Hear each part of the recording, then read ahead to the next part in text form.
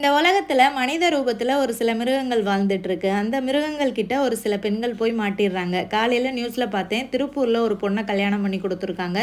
300 பவுன் நகை போட்டு, காஸ்ட்லி கார் வாங்கி குடுத்து, லட்சக்கணக்கில கல்யாணம் செலவு பண்ணி.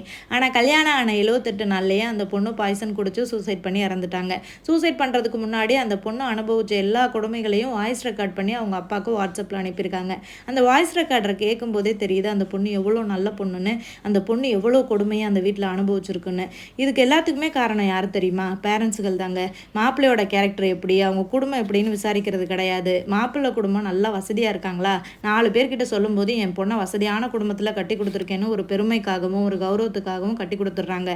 உங்கள் பொண்ணை பொண்ணு பார்க்க வரும்போது இதை செய்யுங்க அதை செய்யுங்கன்னு வரதட்சணை கேட்குறாங்கல்ல, இந்த மாதிரியான ஆட்களுக்கு கல்யாணம் பண்ணி கொடுக்கவே கொடுக்காதீங்க. பெண் குழந்தைங்களுக்கு நகை பணம் சேர்த்து வைக்கிறத விட தைரியத்தையும் தன்னம்பிக்கையும் சொல்லி கொடுத்து வளங்க.